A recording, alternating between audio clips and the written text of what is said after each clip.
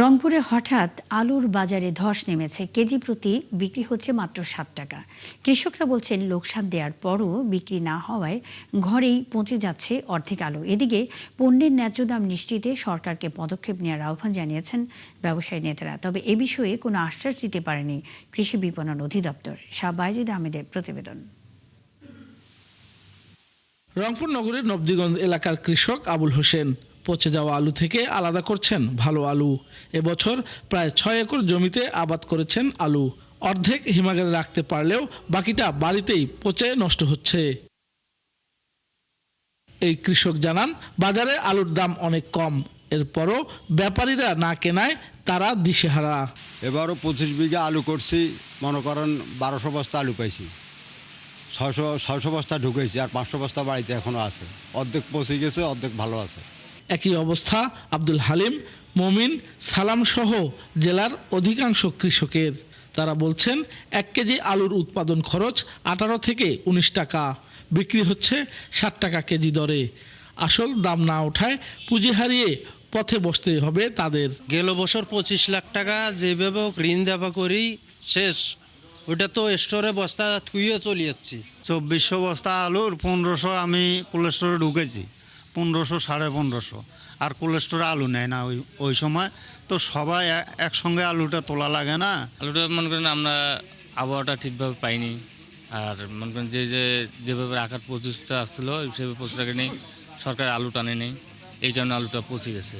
কৃষি সম্প্রসারণ অধিদপ্তরের তথ্য বলছে, এবছর রংপুর অঞ্চলে 1,19,649 হেক্টর জমিতে আলু চাষ হয়েছে। উৎপাদন হয়েছে 32 লাখ মেট্রিক টন। বিপরীতে রংপুরে 123টি কোল্ড স্টোরেজে আলু ধারণ ক্ষমতা 12 লাখ মেট্রিক টন। এছাড়া 427টি অহিমায়িত ঘরে আলু সংরক্ষণ আছে 7,064 মেট্রিক টন। বিক্রি হয়েছে প্রায় 10,000 মেট্রিক টন। এ হিসেবে কৃষকের ঘরে আলু আছে উৎপাদনের অর্ধেক। জেলা আলু ব্যবসায়ী সমিতির নেতারা বলছেন, গত 2 মৌসুমে আলু চাষিরা বড় লোকসানের মুখে পড়লেও সরকারের সুদৃষ্টি নেই।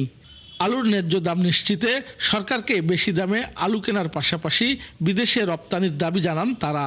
আসলে বর্তমান আলু চাষিদের এমন একটা দুরবস্থা, তাদের যে পুঁজি ছিল সে পুঁজি হারাই গেছে এবং ঋণের মধ্যে আছে, কোটি কোটি টাকা ঋণে আছে। বিভিন্ন এনজিও, ব্যাংক, বিমা, নিজের আর্থিক জমি জমা, বই, সোনাদানা, যে জাহাজ সব ক্ষতিগ্রস্ত হয়, বিভিন্নভাবে ঋণে আছে, ক্ষতিগ্রস্ত অবস্থায় আছে।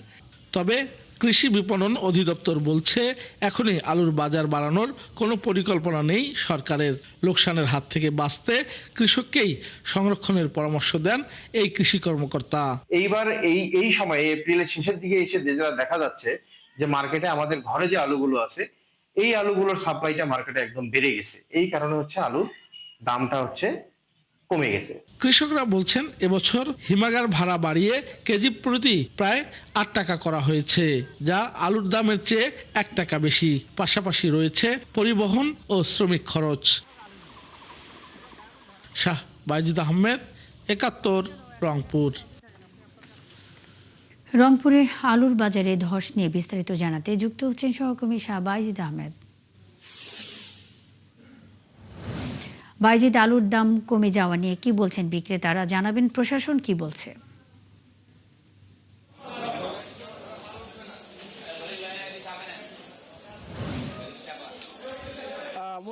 আমি এই মুহূর্তে রংপুরের স্থানীয় যে বাজার আলুর আড়ত, সেখানে রয়েছি। প্রতি কেজি 60 টাকা থেকে 10 টাকা দরে কেজি প্রতি বিক্রি হচ্ছে। এবং আপনি জানেন যে রংপুরে সবচেয়ে যে পরিচিত যে জাতগুলো রয়েছে, গ্যানুল্লা এবং ডায়মন্ড, তার দাম একদম কম। এবং যখন কৃষকের ঘরে আলু ছিল, অর্থাৎ মাঠে, ফসলের মাঠে যখন এই আলু ছিল, আলুটা শেষের দিকে বৃষ্টির পানিতে ভিজে যায়। এ কারণে বেশিরভাগ আলু পচে যাচ্ছে। একদিকে দাম কম, অন্যদিকে আলু পচে যাওয়ায় একেবারে দিশেহারা রংপুর অঞ্চলের কৃষক। এবং আপনি দেখতে পাচ্ছেন ছবি, এখন যেহেতু সকালবেলা, এই সকালবেলা হওয়ার কারণে মূলত ক্রেতা সাধারণ কম, কিন্তু বিক্রেতারা আলুর পসরা সাজিয়ে বসে আছেন। এবং এখানে 90% খাওয়ার আলু চাষ করা হয়। এবং রপ্তানিযোগ্য যে আলু চাষের ক্ষেত্রে এই যেখানে রংপুর হলো এখন কয়েক বছর ধরে আলু উৎপাদনের শীর্ষে, কিন্তু রংপুরে আলু উৎপাদনের শীর্ষে হলেও রপ্তানিতে শীর্ষে নয়। রপ্তানিতে শীর্ষে মুন্সিগঞ্জ সহ দক্ষিণবঙ্গের অন্য অন্য জেলা। এই কারণেই যারা কৃষক তারা বলছেন যেখানে আলু উৎপাদনের শীর্ষে রংপুর, অথচ সেখান থেকে আলু রপ্তানি করা হয় না, এবং এই রপ্তানির ভাগও একেবারে কম, 0.5 থেকে 8 ভাগ, শতকরা 0.5 থেকে 8 ভাগ আলু শুধুমাত্র রপ্তানি করা হয় রংপুর অঞ্চল থেকে। এবং এক্ষেত্রে কৃষি সম্প্রসারণ অধিদপ্তর, রপ্তানি উন্নয়ন ব্যুরো এবং হার্টেক্স ফাউন্ডেশন, কৃষি উন্নয়ন কর্পোরেশন সেভাবে কোনো উদ্যোগ বা তাদের কোনো ধরনের কোনো কিছু চোখে পড়ে না। আমি দীর্ঘদিন থেকে এই রংপুর অঞ্চলের মাঠে আছি এবং সেখানে দেখেছি এই যে এতগুলো সংস্থা যারা এই কৃষকের টাকায় বিল বেতন হয়, তারাও কিন্তু এই কৃষকদের কথা ভাবেন না। বিশেষ করে 2001 সালের পর থেকে কিন্তু রংপুর অঞ্চলে আলু আবাদে আগ্রহী হয় কৃষকরা, এবং 2001 সালের পর থেকেই কোনোবার দেখেছি যে আলু আবাদে কৃষকরা লাভবান হয়েছে, কিন্তু বেশিরভাগ দেখেছি যে আলু আবাদে নিঃস্ব হয়েছে কৃষক। এবং আলু ব্যবসায়ীর সাথে যারা জড়িত ছিল, মধ্যস্বত্বভোগী যারা, অনেকেই নিঃস্ব হয়েছেন, জমি বেচেছেন, বসত ভিটা হারিয়েছেন, ঋণগ্রস্ত হয়েছেন। এগুলো কিন্তু আমার চোখে দেখা মুন্নি। এবং আলু রাস্তায় ফেলে প্রতিবাদ করেছে রংপুর অঞ্চলে।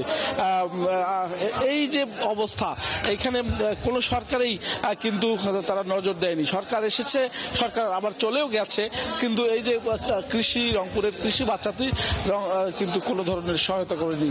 এবং এই প্রতি বছর আমরা দেখি শুধু আলুতে না, যে ফসলই করে কৃষক সেই ফসলেই তারা কিন্তু ক্ষতিগ্রস্ত হয়। কিন্তু এইখানে এতগুলো সরকারি সংস্থা তারা কি যে করে সেটি আসলে নিয়ে কৃষক সবসময় সংক্ষুব্ধ, এবং কৃষক দাবি জানাচ্ছেন যে এই যে আলুর বাজার রংপুরে, এই আলুর বাজার বিশেষ করে আশা বাইজিদ আহমেদ, অসংখ্য ধন্যবাদ যুক্ত হয়ে তথ্য জানাবার জন্য। সঙ্গেই থাকবেন। রংপুরে আলুর বাজারে ধস নেমেছে, এ বিষয়ে সবশেষ খবরাখবর নিয়ে শাহ বাইজিদ আহমেদ রংপুর থেকে যুক্ত ছিলেন।